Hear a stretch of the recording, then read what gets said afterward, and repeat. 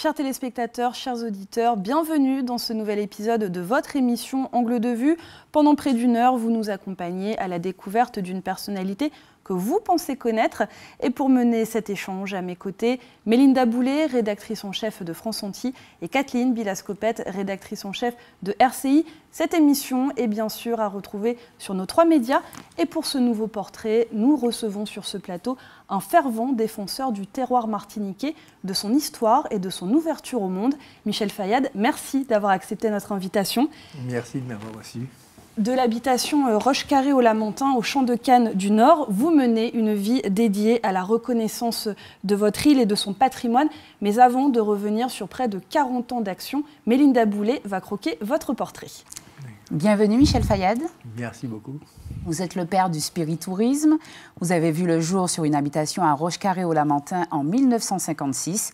Votre mère, indienne de Basse-Pointe, était agricultrice. Votre père, syro-libanais, un commerçant de la rue François Arago à Fort-de-France.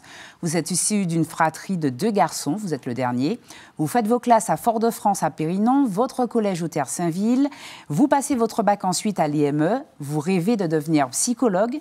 Mais vous obtenez une très bonne note en histoire au bac et vous intégrez la première promotion de l'UFR Lettres et Sciences Humaines du campus de Schellcher, option Histoire-Géographie. Là, vous rencontrez des professeurs qui vont vous apprendre l'histoire des Antilles, de la Caraïbe, ce qui vous passionne terriblement. Après votre service militaire en Guyane, vous passez le concours de l'école normale et vous devenez professeur durant 3 ans. Ce n'est pas votre tasse de thé, vous y restez, puis vous préparez un BTS tourisme avec l'envie d'entreprendre. Vous êtes un jeune homme avenant qui a le contact facile, qui a envie de voler de ses propres ailes. Vous avez envie d'ouvrir une agence de voyage, mais c'est une structure touristique, de restauration, que vous allez ouvrir à la rue Ernest Desproges, sur le bord de mer à Fort-de-France, le drugstore de la Galerie. Vous avez des idées plein la tête, vous lancez des concepts novateurs où défilés de mode, expositions de peinture et piano-bar avec Francisco notamment prennent vie dans votre restaurant. Nous sommes dans les années 80, votre restaurant est le lieu à la mode et tous les jeunes de l'époque y vont. Vous vous faites un nom dans le milieu, mais vous êtes un fin commercial et vous ne laissez pas échapper l'opportunité de vendre votre immeuble à la Redoute Catalogue qui va s'y installer en 1992. Pas le temps pour vous de vous ennuyer, vous êtes recruté par un chasseur de tête qui vous propose de manager le musée du rhum de la distillerie Saint-James à Sainte-Marie. Là, nous sommes en 93, vous ne connaissez pas le secteur, vous ne buvez même pas de rhum et en arrivant sur site, vous vous sentez comme chez vous. L'atmosphère patrimoniale, les voies ferrées et surtout ces ouvriers qui vous accueillent à bras ouverts et qui vous donnent envie de faire de cette distillerie un lieu touristique et culturel. Mais à l'époque, le rhum n'est pas vu comme un alcool noble, mais plutôt comme l'alcool de la détresse, du gros poil, ces bagailles viennegues. Votre mère vous dira même « Moi, pas voyé à l'école pour y vendre rhum à dans débit la régie Sainte-Marie, mais personne dans votre entourage n'a compris ce que vous alliez faire là. » Mais vous sentez que tout est à faire, qu'il faut faire vivre et raconter cette histoire du rhum, de la plantation, de l'usine, des voies ferrées, à travers les yeux de ceux qui font vivre chaque jour cette distillerie. C'est une plus-value pour le tourisme en Martinique. Alors vous mettez en place au sein du site des manifestations culturelles, vous décidez de raconter aux touristes et à la population martiniquaise l'histoire du petit train, de l'usine, de ces hommes qui y consacrent leur vie. Vous alertez les médias dans votre quête, vous créez avec le concours d'Henri Mangatal et Édouard-Jacques Gustave une galerie d'art contemporain, l'espace France Antilles Magazine, et c'est la toute première galerie d'art dans une distillerie. Vous redonnez les lettres de noblesse à la fête du rhum, vous foncez, guidé par votre envie de faire rayonner la distillerie et le nord de l'île. Dans le milieu, on vous observe, sceptique, mais vous croyez en votre produit. Vous allez chercher les tours opérateurs pour faire venir les touristes à Saint-James en leur proposant de venir y prendre un digestif après la visite de la plantation Les Rites. Vous savez convaincre les guides et les chauffeurs de bus qui vous amènent leur carte de touriste. Quand ils viennent vous leur raconter l'histoire du rhum, ça plaît. Une nouvelle forme de tourisme voit le jour. Vous réhabilitez le petit train de la distillerie en allant frapper à toutes les portes pour trouver le financement. Vous êtes un homme déterminé qui ne lâchez jamais rien, infatigable, jamais en manque d'idées. En 2012, la direction du groupe La Martiniquaise, propriétaire des rhums Saint-James et des Pazes, fait appel à vous pour rénover le château des Pazes. Vous y lancez les premières de la mode. Vous y faites revenir la manifestation Madiflora. Vous prenez aussi la tête du groupement de tourisme de croisière. En 2019, votre direction vous sollicite pour la réhabilitation de l'habitation La Salle à Sainte-Marie, dont vous prenez la direction en 2022. Finalement, en côtoyant ces hommes et ces femmes des usines dont vous valorisez les parcours et les compétences, vous avez le sentiment du devoir accompli, mieux comme si vous les avez aidés à être fiers de leur histoire, de leur savoir-faire.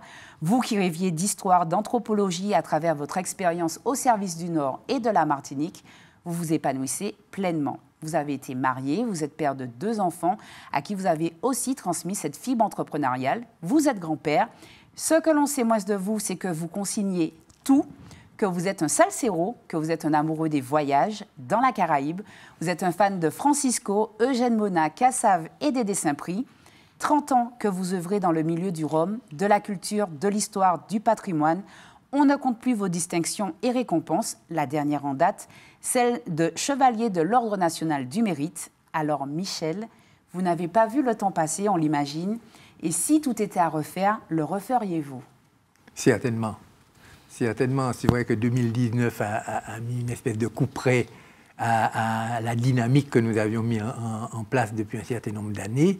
Et c'est à ce moment-là que j'ai vu que mon avenir était quand même derrière moi, une grande partie de mon avenir en tout cas. Et c'est vrai qu'aujourd'hui, bon, il faut repartir de plus belle et c'est ça que nous essayons de faire d'ailleurs avec la nouvelle habitation La Salle qu'on m'a confiée la destinée en fait. On va parler de votre enfance sur l'habitation Rochecarré-au-Lamentin. Comment s'est-elle passée? Bien. Bien, on est né à Rochecarré dans une campagne dévastée par l'alcool, hein, vous voyez, déjà à l'époque. Mais l'alcool à cette époque-là, c'était la déchéance, c'était la tristesse, c'était la mort, c'était les chagrins d'amour et c'était les veillées, les enterrements. Mais quand il y avait un mariage, et ça, je l'ai compris après, hein, cette dimension-là, quand il y avait un mariage, un baptême, une fête, une cérémonie, on retrouvait tous les alcools importés, au même bas de gamme, si vous voulez, mais le rhum était complètement absent. Et c'est quand je suis arrivé, d'ailleurs, et même moi, quand j'étais jeune, dans une boîte de nuit ou dans une cérémonie, je n'avais jamais trouvé de rhum.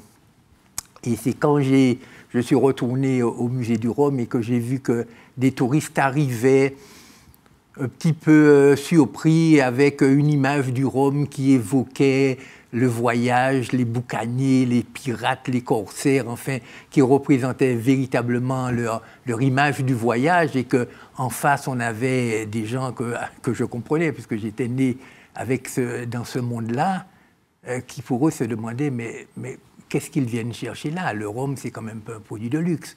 C'est quand même un produit de mort, un produit de déchéance, un produit de souffrance, un produit pour les alcooliques, vous voyez ce que je veux dire? Que j'ai bien compris qu'il y avait un décalage, vous voyez, qu'il y avait un décalage. Et après, bon, bien sûr, avec mes études d'histoire et un petit peu de psychologie, j'ai bien compris que tous les éléments de la culture martiniquaise dans lequel j'ai évolué, c'était des éléments de dénigrement. Le créole n'était pas reconnu, le tiné-lambouri ou le jolpoléus n'était pas reconnu comme plat. Si vous voulez, le tambour, c'était à bannir, etc. Et quel que soit, et la canne, on ne nous avait jamais appris la canne. Moi, j'ai appris les champs de blé quand j'étais à l'école. Vous voyez, les vendanges, on vendangeait par famille. Il y avait chez nous le jour de la grand-mère, celui de l'oncle, celui du parrain, le nôtre. C'est des choses qu'on a appris par cœur. Broc, il fait froid, glace d'hiver. Voilà un petit peu ce qu'on nous apprenait. Et c'est vrai que, bon, je me suis dit que quelque part, il y avait quelque chose à faire.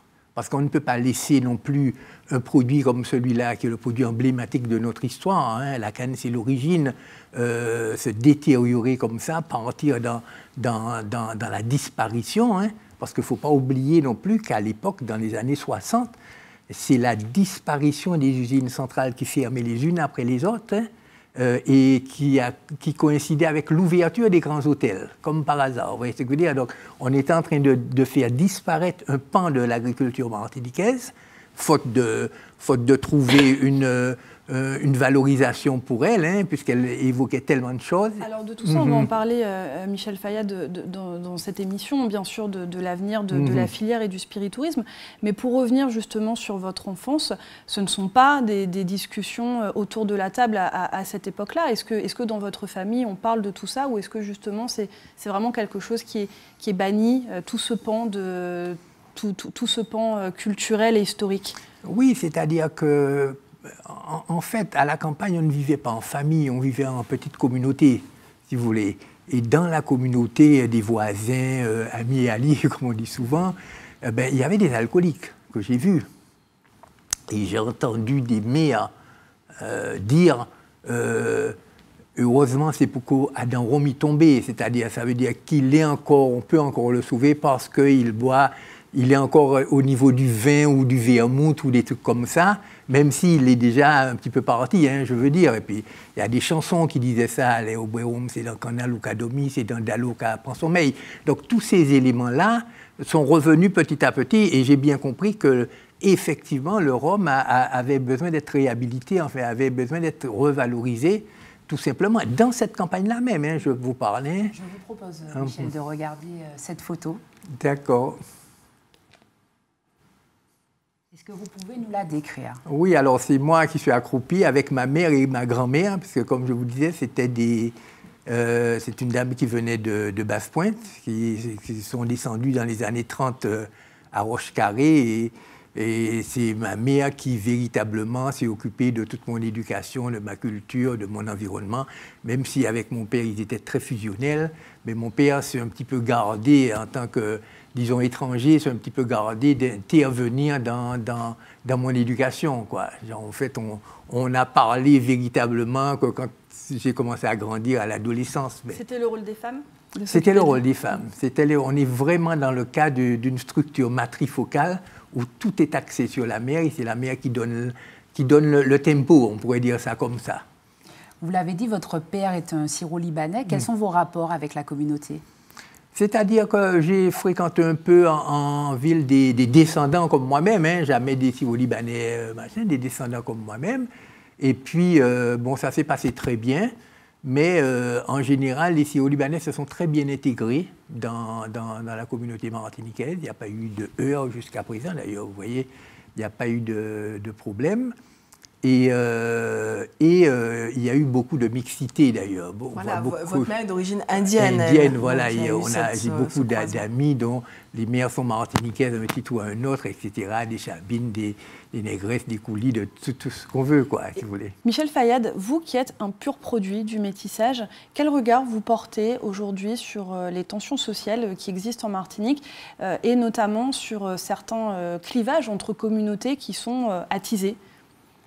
C'est-à-dire, je vais certainement vous surprendre, mais en fait, je pense qu'il ne faut pas confondre invective, colibet, nom d'oiseau et racisme, vous voyez?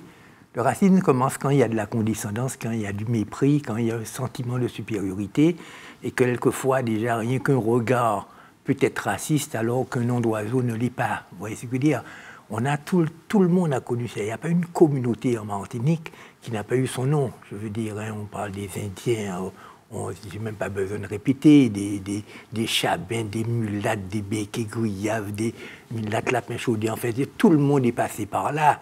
Et je pense que là, c'était aussi une réponse au dénigrement qu'Assan fait. J'ai entendu des gens, jusqu'à présent, on entend des gens à Sainte-Marie, pur descendants, afro-descendants, qui disent « Monsieur Noué, qu'on déjoue sur le café Noué ». Donc, on ne peut pas dire que c'est du racisme, on peut dire simplement que c'est une façon qu'on a eue de s'invectiver ou de se défendre par rapport à l'autre, vous voyez ce que je veux dire. Et donc, chacun a son petit nom, mais disons qu'il ne faut pas confondre ça et puis du racisme purement et simplement, qui veut dire que, bon, on a un sentiment... on a de la condescendance, en fait. Pour vous, les clivages n'existent pas? Les clivages existent, mais pas sous forme de racisme, sous forme d'invective et de colibé, hein, on va dire ça comme ça. Mais quand on parle de racisme, il faut savoir bien de quoi on parle. On parle d'un sentiment de supériorité. Là, quelqu'un qui invective quelqu'un d'autre n'a pas un sentiment de supériorité. Je veux dire, quelqu'un qui parle mal des Haïtiens ne se sent pas supérieur à l'Haïtien en pensant qu'il vient d'une race, je veux dire, élite. Vous voyez ce que je veux dire? Et donc, oui, il y a cette façon-là, mais pour moi, on peut considérer ça comme des injures purement et simplement. Vous voyez ce que je veux dire? Alors bien sûr, ça touche certaines personnes, je comprends bien, mais aller crier au racisme pour tout et n'importe quoi, je ne suis pas sûr que ça se passe comme ça. Michel Fayad, votre parcours transpire de votre attachement à cette Martinique natale qui est la vôtre. Est-ce que ça a été dès le départ une évidence que vous feriez vie et carrière professionnelle ici en Martinique ou est-ce que vous avez été tenté à des moments de quitter la Martinique pour faire carrière ailleurs? Non, pas vraiment. Je suis très attaché à la Martinique, ça c'est vrai. Enfin, et puis après, dans la Caraïbe, puisque c'est mon environnement en premier. Et j'ai fait un petit parcours en France, notamment en faisant des études. 1 an, effectivement, et véritablement, ça ne m'a pas tellement plu. Vous voyez ce que je veux dire? Parce que, bon, après, c'est le monde de la grande ville, etc., et dans lequel on se sent un peu perdu, sur lequel on n'a pas tellement de repères, etc. C'était déjà le modernisme, alors que je trouvais que la Martinique et les Antilles en général avaient une âme qu'on ne retrouvait pas ailleurs. Et c'est cette âme-là que j'ai voulu conserver jusqu'à la journée d'aujourd'hui d'ailleurs. Michel Fayad, nous allons marquer une très courte pause. On va se retrouver pour la deuxième partie de l'émission et nous allons bien évidemment parler de la filière Rhum. À tout de suite. Ok, merci.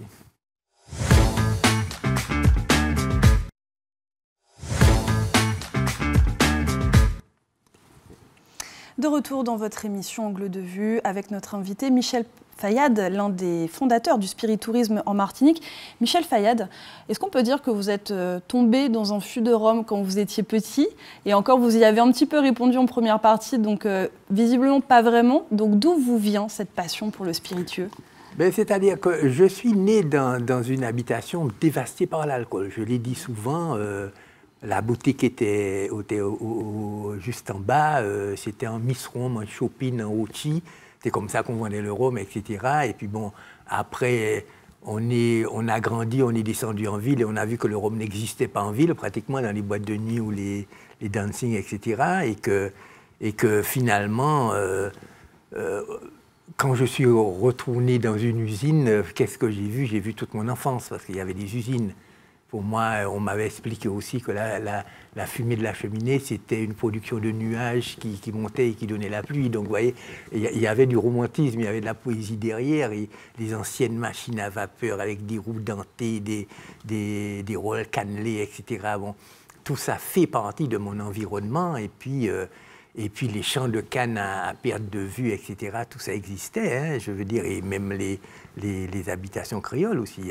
Donc, je me suis retrouvé dans mon enfance avec des études d'histoire en plus. Un travail de réhabilitation que vous menez au plus haut niveau. Je vais vous inviter à découvrir la photo qui va apparaître. Sur cette photo datant de 2003, vous êtes en pleine présentation d'une distillerie au président de l'époque, Jacques Chirac, un président reconnu comme l'un des plus fervents défenseurs du terroir français. Est-ce que l'époque a changé? Est-ce que nos politiques continuent de préserver les savoir-faire régionaux? Ou au contraire, faut-il aujourd'hui faire d'autant plus de lobbying pour préserver ce savoir-faire? Je pense que ça a tendance à disparaître. Jacques Chirac, c'était le dernier, effectivement, parce que déjà, c'est lui qui a inauguré l'usine Saint-James en 1974, au moment où le groupe Cointreau a repris. Et c'est vrai que quand on a eu la grande médaille d'or au concours mondial de Bruxelles, là, je l'ai rencontré au ministère des Outre-mer en 13 juillet 2003. Et il avait déjà entendu parler de ce fameux spiritourisme qu'il trouvait particulièrement sympathique, parce que c'est une nouvelle clientèle qu'on a trouvée pour les touristes. Et il est venu me voir justement ce jour-là et on lui a expliqué, d'ailleurs, comme vous voyez un verre à la main, il fallait le faire, on lui a expliqué un petit peu justement dans quelle est la démarche qu'on avait justement pour sauver la filière, c'est-à-dire au lieu de se contenter d'une clientèle locale qui 9 fois sur 10 ne buvait pas de rhum, on a attaqué la clientèle touristique directement et on en a fait un produit d'appel, un produit qu'on peut offrir à des amis, parce qu'à l'époque, je peux vous dire que offrir une bouteille de rhum, c'était une catastrophe. On n'offrait jamais une bouteille de rhum, sinon c'était une insulte. Je veux dire, ça veut dire prendre la personne pour un alcoolique. Et la bouteille de rhum était bon marché, et il n'y avait aucun packaging, il n'y avait rien véritablement d'attrayant. Donc, si vous voulez, bon, il y a eu tout ce travail-là que je lui ai expliqué d'ailleurs, et qu'il a très bien compris. Alors un rhum en pleine réhabilitation, mais peut-être aussi menacé. Depuis 2020 et jusqu'en 2026, le prix du rhum augmente en moyenne chaque année de 50 centimes. Un alignement des taxes sur les alcools forts comme dans l'Hexagone, justifié par des raisons de santé publique selon le gouvernement. Et pourtant, et vous l'avez dit également, la consommation dans nos territoires reste très en deçà de celle dans l'Hexagone, sans compter que le vin, s'il fallait faire un parallèle, autre produit du patrimoine par excellence, lui n'est pas concerné par cet ajustement fiscal. Comment est-ce que vous expliquez ce deux poids, deux mesures? C'est-à-dire qu'il y a véritablement un malentendu. Vous savez, c'est-à-dire qu'en France, on ne fait pas de statistiques ethniques, c'est bien connu, d'accord? Et donc, en Martinique, ça s'applique. Et ce qu'ils ont décidé de faire, c'est de compter le nombre de bouteilles de rhum qui est vendu à la Martinique, signifiait le nombre de bouteilles de rhum qui est consommé à la Martinique. Or, ça n'a rien à voir. Il y a 350 000 Martiniquais qui consomment très peu de rhum, en tout cas beaucoup d'alcool importé, et il y a 1 million de touristes qui, eux, partent avec au moins 3 bouteilles de rhum. Vous voyez ce que je veux dire? Les locaux aussi qui ramènent un cadeau à la famille là-bas. Et puis des locaux aussi, bien sûr, des vacanciers qui viennent, qui repartent. Donc la plupart du rhum vendu à la Martinique repart vers l'extérieur. C'est pratiquement une exportation sans payer des frais de transport. Donc pour nous, c'est du tout bonus. Maintenant, on a voulu interpréter ça comme si les Martiniquais buvaient plus de rhum que n'importe qui. Et donc, on a rajouté des taxes supplémentaires, c'est ce qui a servi à mettre comment ça s'appelle, sur les routes des radars, une quantité de radars impressionnant. Mais c'est vrai que le Martiniquais, jusqu'à présent, quand on fait véritablement des statistiques, boit beaucoup plus d'autres alcools, on ne va même pas les citer, ou de champagne, ou du whisky, ou de la bière, etc., qui ne consomment de rhum. Donc pour vous, la lutte contre l'alcoolisme est une fausse raison? Oui, la lutte contre l'alcoolisme à la Martinique, c'est une fausse raison. Alors, contre l'alcoolisme, peut-être, mais s'attaquer au rhum, simplement parce que c'est le produit phare de l'alcool martiniquais, c'est un faux problème, complètement. Une filière rhum qui est également menacée, comme n'importe quelle agriculture, par le réchauffement climatique. Les rendements de canne sont de plus en plus faibles. Quand la concurrence internationale, elle, est de plus en plus présente, on pense notamment au Japon, qui a commencé à faire du rhum, l'Amérique du Sud, bien sûr. Quelles sont les perspectives à long terme de notre agriculture rhumière?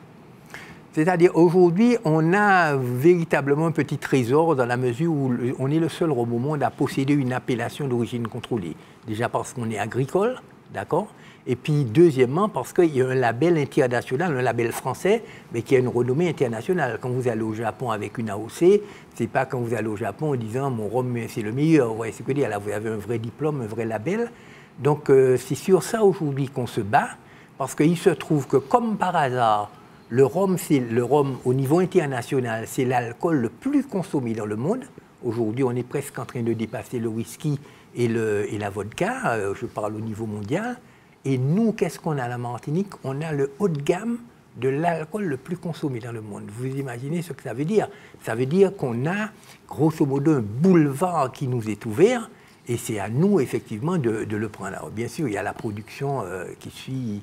Oui. Malement. Et puis, une production parfois difficile et qui en plus se retrouve tout de même en concurrence qu'on pourrait même qualifier de déloyale face notamment à certains pays producteurs d'Amérique du Sud. En 2021, une nouvelle réglementation européenne est entrée en vigueur. Au-delà d'un certain seuil de sucre rajouté dans le rhum, la boisson ne peut plus être appelée rhum. Alors c'est très bien, mais est-ce que ce n'est pas finalement un pansement sur une jambe de bois? Est-ce que vraiment ça préserve la filière martiniquaise et le rhum AOC? C'est-à-dire que nous, on n'a pas de sucre ajouté déjà. Je veux dire par là qu'on parle de rhum industriel. Vous savez, vous avez le rhum agricole directement issu du jus de canne pressé, et le rhum industriel à partir des résidus de sucre de canne, c'est-à-dire de mélasse. Vous voyez ce que je veux dire? Donc c'est vrai qu'on n'est pas du tout sur le même marché. Nous, on a un produit, les autres sont des ingrédients. C'est avec les autres qu'on fait des pina coladas, des cocktails, des grog, des bananes flambées. Nous, on le boit directement comme un produit haut de gamme, comme un cognac ou un armagnac en vieux et comme un petit punch en blanc. Donc, si vous voulez, c'est vrai qu'avec la flambée du rhum au niveau international, on commence à voir toutes sortes de dérives. Vous voyez ce que je veux dire? Pour vous donner un exemple, les rhums martiniquais sont en procès avec des rhums vénézuéliens, par exemple. Vous voyez ce que je veux dire? Parce que des fois, il marque Martinique dessus, ou Martinica parce qu'il y a une petite île au large du Venezuela qui s'appelle Martinique. Vous voyez ce que je veux dire? Au lieu de marquer AOC, il marque AOX ou un truc comme ça, qui peut faire semblant d'être une appellation d'origine contrôlée. Donc, on est aujourd'hui avec des contrefaçons, véritablement, quoi, face à des contrefaçons. Michel, dites-moi, où en sommes-nous du développement du bio? Le bio a commencé à la Martinique. Hein. Nous-mêmes, nous faisons du rhum bio. Je pense que toutes les distilleries font du rhum bio. Alors, on est en toute petite quantité pour le moment, mais ça va aller crescendo certainement. Et on voit que Nesson, Saint-James, je crois HSE aujourd'hui, commencent à faire du rhum bio. Et on est, pour le moment, dans un petit côté niche de produits, quoi, vous voyez? Mais à côté du rhum bio, bon, on a tout un panel, puisqu'on fait des récoltes tardives, on fait des brutes de colonne, on fait des brutes de fût, on fait des XO, enfin, on a tout un panel aujourd'hui qu'on n'avait pas avant, d'ailleurs, avant la dimension touristique, tout un panel aujourd'hui de rhum, justement, qu'on veut développer, mais de rhum haut de gamme, parce qu'entre-temps, on a changé le packaging, ça c'est très important. Et ce rhum bio pourrait vous permettre de conquérir de nouveaux marchés. Quelles sont d'ailleurs les perspectives de nouveaux marchés autres que la France hexagonale et l'Europe? C'est-à-dire déjà, le rhum Saint-James même a un marché qui est énorme, c'est le marché africain. On est en train de faire des recherches dessus, mais le rhum Saint-James est rentré sur disons, l'Afrique francophone comme un produit natif natal, quoi. Je veux dire, on utilise ce rhum-là pour la dot des mariés, on l'utilise pour le vaudou, etc. Donc, certainement des administrateurs martiniquais qui ont œuvré en Afrique ont apporté ce rhum-là, c'est devenu une tradition. Et puis aujourd'hui, on est quand même vendu dans une centaine de pays dans le monde, hein. Je vais vous dire très honnêtement, ce n'est pas le marché qui nous manque, c'est surtout la quantité de production de rhum qui nous manque aujourd'hui. La production de canne, bien sûr, aujourd'hui, je peux vous dire très honnêtement qu'il nous manque de la canne pour faire le rhum qu'on aurait pu vendre. Combien, dans quelle proportion tout ce marché qu'on n'arrive pas à servir? Très honnêtement, il nous faudrait encore au moins 40% de cannes supplémentaires pour pouvoir répondre aux besoins aujourd'hui. Les terrains existent? Alors, les terrains, il faut d'abord les classer. Alors, c'est ça la difficulté. Les terrains, on ne peut pas prendre n'importe quel terrain et puis dire on fait du rhum. Il faut d'abord que ces terrains-là soient classés à appellation d'origine contrôlée. Parce que l'appellation d'origine contrôlée, c'est une aire géographique. Hein. Ce n'est pas simplement un produit qu'on a élaboré. Donc, les terres doivent être classées AOC. Et ça, il faut d'abord demander une permission à l'INAO, etc., à l'Institut national, qui généralement le donne. Mais bon, le problème, c'est qu'aujourd'hui, disons, la banane emploie beaucoup plus de monde que la canne et qu'à ce niveau-là, ceux qui veulent préserver des emplois préfèrent encore continuer dans la banane que se mettre à la canne, alors que la canne est plus rentable. Alors justement, vous abordez la filière banane. On a tendance souvent à mettre en concurrence aussi les deux filières, avec notamment l'attribution de subventions qui seraient plus importantes pour la banane que pour la filière canne, sucre, rhum. Quelle est votre position dessus? Est-ce qu'aujourd'hui, vous estimez que c'est une filière qui est suffisamment bien supportée par les pouvoirs publics ou qu'on pourrait faire mieux? La filière canne sucre rhum, oui, certainement, on pourrait faire mieux, ça c'est sûr. Mais comme je vous disais, la banane a cet avantage au niveau social qu'elle emploie beaucoup plus de monde. Vous voyez, déjà dans un premier temps, en plus c'est la banane qui remplit les bateaux qui apportent des produits manufacturés, et donc c'est la banane qui remplit pour le retour. Je veux dire, si vous éliminez la banane, vous augmentez encore le prix des produits importés, puisqu'il faudrait payer le retour, etc. Donc, si vous voulez, c'est vrai que la banane joue un rôle social très important. Et c'est pour ça, je suppose, qu'on essaie alors avec les aides compensatoires, vous avez bien compris qu'elle est très, très subventionnée, c'est véritablement un rôle social qu'elle joue. Maintenant, le véritable produit qui a un rôle économique capable... Avec une forte valeur ajoutée. Avec une forte valeur ajoutée, et puis dans une niche de produits. Ça pourrait être un choix politique. Ça pourrait être un choix politique, absolument. Est-ce que ça devrait l'être, selon vous? Ça devrait l'être, mais le problème, c'est qu'aujourd'hui, de plus en plus, c'est mécanisé. C'est-à-dire, il n'y a plus de coupeurs de canne dans les champs, il y a des grosses machines qui coupent la canne, etc. Tout se fait de façon automatique. Aujourd'hui, ceux qui font le rhum, ce sont des œnologues, des maîtres de chais, etc., des distillateurs. Mais bon, tout ça, ce n'est pas des centaines et des milliers de personnes qui travaillent dessus, quoi, si vous voulez. Donc, c'est vrai, la canne, pour vous donner un exemple, je n'ai pas les chiffres de la banane, mais la filière canne emploie à peu près 4000 personnes sur l'île, quoi. Mais ce n'est pas véritablement suffisant. Par contre, là où on est vraiment dans un vrai produit à forte valeur ajoutée, c'est on peut justifier d'un prix plus élevé que les autres dans la mesure où on a une qualité et un label et une façon de produire du rhum qui est très particulier. Donc là, on est dans une niche de produits haut de gamme. Les palais aujourd'hui sont suffisamment sensibilisés, parce que vous parliez effectivement de la différence entre les rhums, notre rhum AOC et d'autres rhums qu'on peut trouver sur le marché. Est-ce qu'aujourd'hui, vous estimez que la sensibilisation au niveau du palais, au niveau de la qualité de ce produit qui est redevenu un produit d'exception, a été faite, bien faite et suffisante? C'est-à-dire ça se fait au niveau déjà national. On voit déjà des gens des œnologues qui forment justement, il y a des concours de barman, etc. Et c'est vrai qu'à l'époque, on avait l'impression que, bon, un rhum, c'est un rhum, quoi. Je veux dire, comme je disais, c'est un ingrédient, c'était pas un produit. Et aujourd'hui, on voit effectivement se former petit à petit avec des journaux, etc., spécialisés, comme Rhum Porter, etc. On voit se spécialiser des produits qui sont de plus en plus haut de gamme. Surtout que, pour se différencier des autres, c'est vrai que le rhum évoque autre chose que la vodka ou le whisky. Le rhum, c'est, comme je le disais, c'est la Caraïbe, c'est les grands larges, c'est les flibustiers, c'est les boucaniers. Ça fait partie, si vous voulez, de l'imaginaire touristique des Européens. Donc, quelque part, on peut jouer sur cette image-là. Tandis que quand on parle de vodka, on n'a rien à raconter sur la vodka, sinon que ça vient d'Ukraine ou de Russie, etc., et que c'est fait à base de blé, quoi, je veux dire. Les grands groupes de spiritueux s'intéressent à notre rhum depuis des décennies. Il y a certaines distilleries qui ont été rachetées par certains grands groupes. C'est le cas de St. James notamment. Et puis il y a aussi des distilleries gérées par des groupes familiaux.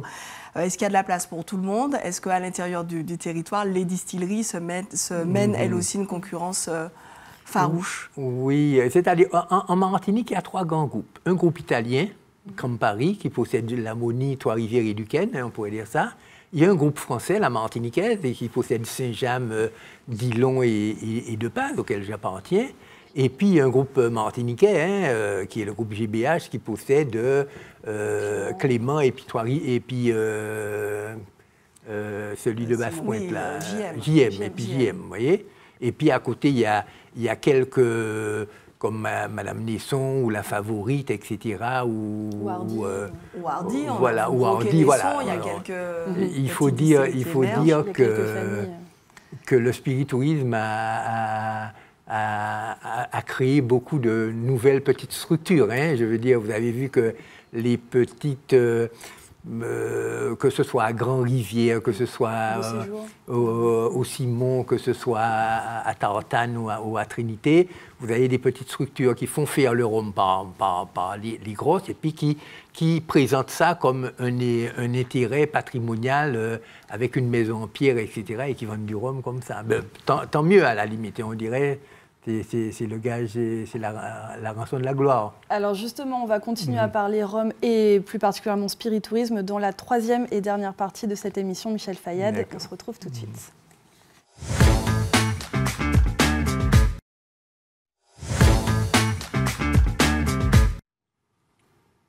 De retour dans votre émission Angle de vue en compagnie de Michel Fayad et nous allons parler spiritourisme.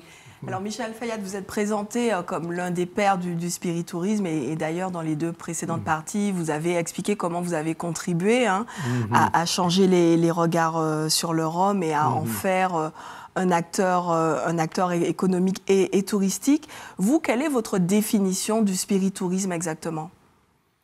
C'est-à-dire, pour forcer un peu le trait, je vous dirais que le spiritourisme, c'est la raison d'être du tourisme à la Martinique.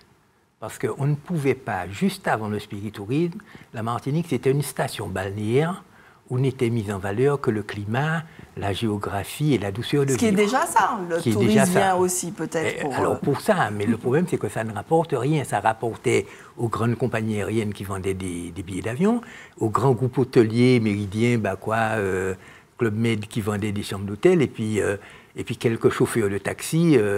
Et en plus, il y avait aussi quelques grands magasins à la rue Victor Hugo qui vendaient des parfums et puis des bijoux en duty-free. Mais quelque part, rien de martiniquais n'était vendu.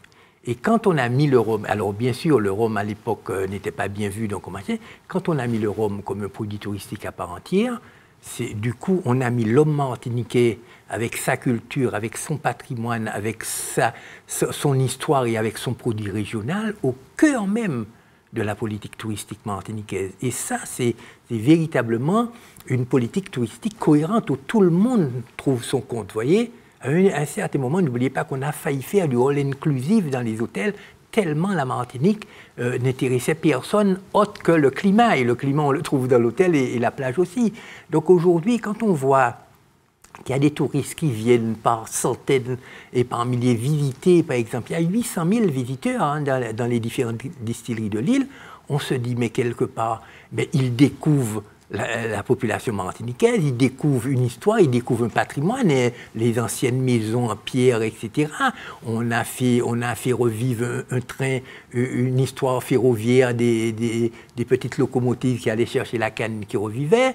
Ils goûtent une culture, ils goûtent un produit régional, et du coup, le Martiniquais, en plus celui qui travaille à l'usine, se trouve en train d'expliquer son savoir-faire. Alors, et son savoir-faire, c'est pas rien en plus. Hein. Justement, on va voir cette photo où on vous voit à l'œuvre, ici à Saint James, face à des touristes. Est-ce que vous pouvez nous décrire un petit peu cette photo, ce qu'elle vous inspire? Oui, ça c'est pendant très longtemps, c'est moi qui recevais les touristes pour leur expliquer donc déjà la différence entre rhum agricole et rhum industriel. Et puis en plus, il ne faut pas oublier que ces touristes-là, ce n'est pas des Parisiens, c'est ceux qui viennent visiter la distillerie. Ce sont les Bordelais, ce sont les Bourguignons, ce sont les gens des Côtes-du-Rhône, etc. Donc des régions viticoles de France et qui ont une culture justement viticole à ce niveau-là et qui sont passionnés par cette histoire de rhum. Parce que le rhum, ce n'est pas simplement des vieilles machines dont on avait honte à l'époque. Derrière la vieille machine, il y a du recyclage de déchets, il y a de l'économie d'énergie et il y a des énergies renouvelables. Donc, du coup, on est en pointe en matière de développement futuriste. Alors, on l'a dit, vous êtes un passionné d'histoire. Donc, à Sainte-Marie, il y a le musée du Rhum. Il a fallu écrire, alors on parle aujourd'hui de storytelling, scénographie, il a fallu écrire toute une histoire à raconter, justement, dans le cadre de cette démarche de spiritourisme. Absolument. Il fallait raconter des histoires. Et on a vu que, quelque part, les ouvriers qu'on pensait être un peu des robots à l'usine, généralement, ils travaillaient là parce qu'ils n'avaient rien trouvé d'autre à faire, mais ils avaient une culture à montrer, ils avaient une histoire à raconter, ils avaient un produit à vendre, et quand on leur posait, on ne leur disait pas « garçon, un punch », on leur disait « tiens, mais vous faites du recyclage de déchets, à quel taux d'humidité la bagasse rentre dans la chaudière ?» Ils savaient à quel nombre de bars il faut pour faire monter la pression. Ils savaient, quand on leur demandait « est-ce que vous avez des cépages ?» Ils connaissaient Malavoie, BH, Maframé, Kendedad, Pimpilette. Enfin, il y avait tout cet univers culturel agricole qui était derrière, et que tout le monde considérait comme rien du tout, et qu'aujourd'hui, on voit bien que, quelque part, il y a une vraie culture derrière tout ça. Et côté producteur, est-ce que ça a été difficile, compliqué de les convaincre d'ouvrir les distilleries au grand public? C'est-à-dire que, oui, automatiquement... C'est pas qu'un industriel, oui, mais vous savez, quand on ne leur propose pas d'ouvrir, on leur dit simplement qu'il y a une nouvelle clientèle qui arrive, qui veut acheter du rhum, et que cette clientèle-là, ils ne se contentent pas simplement d'acheter du rhum, mais ils vont nous servir de vecteurs de communication en retournant chez eux. Parce qu'ils vont parler de ce rhum AOC qu'ils ont vu, ils vont parler de ces méthodes modernes de recyclage de déchets qu'ils ont vues, ils vont parler du rhum, justement, agricole, etc. Ils vont le présenter à leurs amis et ils vont rester des années à être fidèles. Parce que quand ils sont en vacances comme ça, ils sont réceptifs. Tout ce que vous leur expliquez, ils l'intègrent véritablement, puisqu'ils sont vraiment, ils ont l'esprit ouvert, quoi. Et puis en plus, je veux dire par là que ce spiritourisme-là a réconcilié les Martiniquais avec leur histoire. Justement, j'y viens, puisqu'on a parlé du produit, de ses qualités de spiritueux. Faire découvrir ce pan du terroir aux touristes et aux étrangers, c'est une chose. Mais comment on intègre dans une approche touristique la dimension historique douloureuse de l'esclavage, qui est elle aussi fondamentalement liée à l'histoire du Rhum et des habitations? Par un projet. Je vais vous dire très honnêtement, il y a certains qui ont fait des rapprochements, qui ont tenté de faire des rapprochements. On se souvient de l'association Tous Créoles, par exemple. Je prends cet exemple-là, dont on fait des livres en communauté avec Dorinal et Steve Gadet, par exemple. Tout ça, il y a des éléments comme ça. Mais quand vous faites des rapprochements de ce type-là, vous n'allez convaincre que ceux qui sont déjà convaincus. Vous voyez ce que je veux dire? Celui qui rentre dans une association, qui achète un livre, c'est quelqu'un qui est déjà quelque part prédestiné à être convaincu de ce phénomène-là. Vous voyez, tandis que là, nous avons monté un projet commun, un projet où tout un chacun, toutes les communautés apportent leur part d'humanité, je veux dire par là. C'est-à-dire, vous avez les Blancs créoles qui ont apporté l'usine, qui ont apporté la maison, la maison en pierre, les petites vierges, etc., et les voies ferrées. Et puis nous, qu'est-ce qu'on a fait rentrer dedans par le phénomène du tourisme? Parce que le tourisme, il ne suffit pas de leur montrer du rhum, tout simplement. Il fallait mettre aussi de l'attractivité dans le territoire, vous voyez? Et donc l'attractivité, le Bel-Air, la Sauterre, les grandes fêtes du rhum, les grands défilés de mode, etc., les fêtes de fin de récolte, les galeries d'art, tout ça qu'on a créé, c'était aussi de faire le patrimoine immatériel s'installer dans le patrimoine matériel, vous voyez? Et c'est ça aujourd'hui qui fait que finalement, il n'y a pas de tension dans les distilleries. Oui, mais aujourd'hui, pardon, je vous coupe, mais aujourd'hui, vous avez encore des Martiniquais qui refusent de fouler le sol de certaines habitations en mémoire de leurs ancêtres esclaves. Qu'est-ce que vous répondez à ces Martiniquais-là? Ben, je leur réponds que de toute façon, on ne peut pas barrer d'un coup de trait une histoire, puisque nous-mêmes, nous sommes sortis de cette histoire-là. Donc la culture martiniquaise est directement liée à l'esclavage. Le conte, la Sauterre, le Bel-Air, la Biguine, la Magossa, tous ces éléments-là sont les fruits de cette histoire commune-là. Vous voyez ce que je veux dire? Donc aujourd'hui... mais l'habitation a un héritage beaucoup plus lourd, puisque c'est terre de souffrance, l'esclavage de douleur dans les champs de canne, en tout cas dans... Absolument, mais cette habitation-là peut être remaniée, parce que derrière, il ne faut pas oublier que derrière cette histoire-là, il y a aussi un attachement, je veux dire, quand je vois les gens de Sainte-Marie aujourd'hui me parler de l'usine, ouais, c'est là que ma grand-mère, mon oncle, ma mamie, ma tati travaillaient, etc.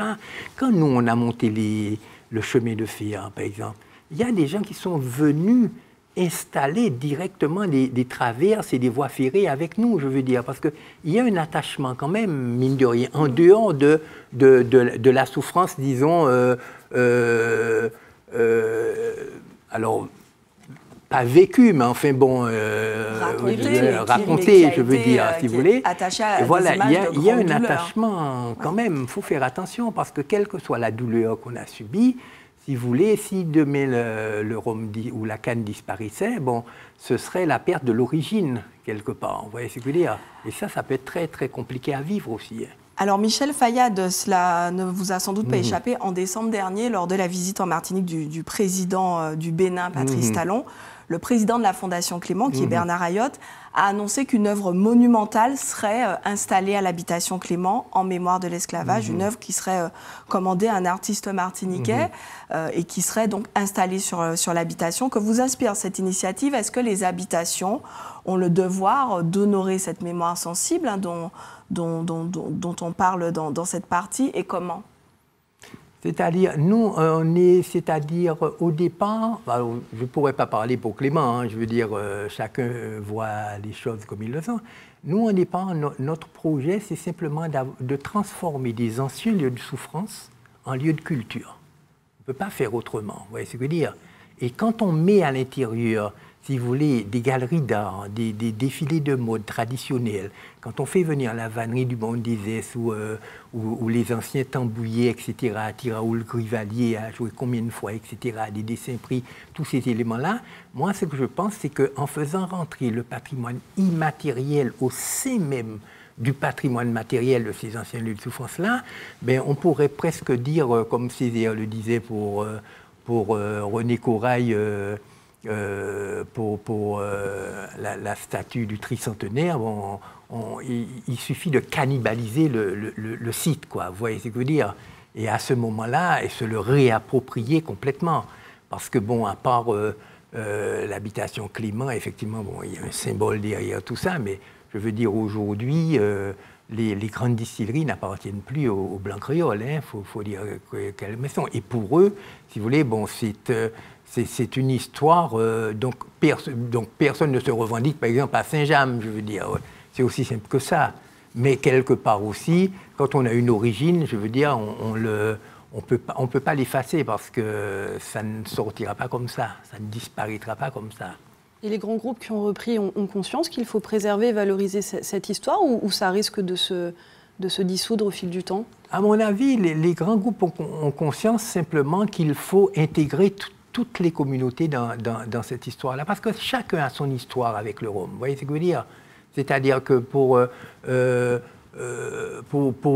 la communauté, les afro-descendants, bon, c'est une histoire de souffrance, mais pour les Indiens, c'est une histoire d'alcoolisme. Vous voyez, bon, pour les Blancs créoles, je suppose que c'est une histoire de prestige, vous voyez ce que je veux dire. Et pour les étrangers, c'est une histoire de tourisme et d'exotisme. Donc, si vous voulez, bon, quand on a réuni tous ces éléments-là, il faut aussi pouvoir vivre, je veux dire. Parce que si on balaye tout ça d'un trait de plume, vous voyez ce que je veux dire, il nous restera quoi? Il nous restera à s'inscrire comme fonctionnaire pour travailler pour l'État français, puisque nous n'avons rien à produire, ou alors inventer une nouvelle forme de production, ce qu'on fait déjà d'ailleurs, hein, en des cultures maraîchères, etc. Et à mon avis, on a quand même une histoire à raconter, on a un produit à présenter. Et ce produit-là, ses origines sont ce qu'elles sont, mais ce produit-là doit continuer à vivre, quoi qu'il en soit. Michel, vous êtes une mémoire vivante de tout ce pan de cette histoire. Est-ce que vous avez déjà pensé à écrire un livre sur l'histoire du rhum, l'histoire de cette culture martiniquaise à travers le spiritourisme? C'est-à-dire, ce n'est pas dans mes projets, bon, j'y pense de temps en temps, disons que c'est vrai que nous, on le voit, hein, avec tous les petits éléments qui viennent à droite, à gauche, etc., parce que ce que je vois surtout, et je l'ai déjà dit plusieurs fois, c'est que depuis 30 ans, 3 décennies, il n'y a eu ni grève ni conflit social dans une distillerie à la Martinique, vous voyez?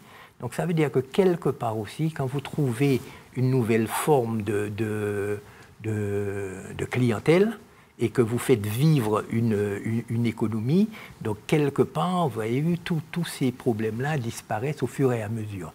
Alors, maintenant, il y a plein de choses à écrire, mais vous savez, dans des trucs comme ça, il faut faire toujours très attention à ce qu'on écrit. Vous déjà tout, puisque vous avez un site internet qui Alors, bosse. Oui, ça c'est un petit peu pour la mémoire, puisque comme je dis, ce qu'on a surtout fait, c'est qu'on a redonné au rhum ses lettres de noblesse, notamment avec le packaging, avec une nouvelle clientèle et avec de nouveaux débouchés.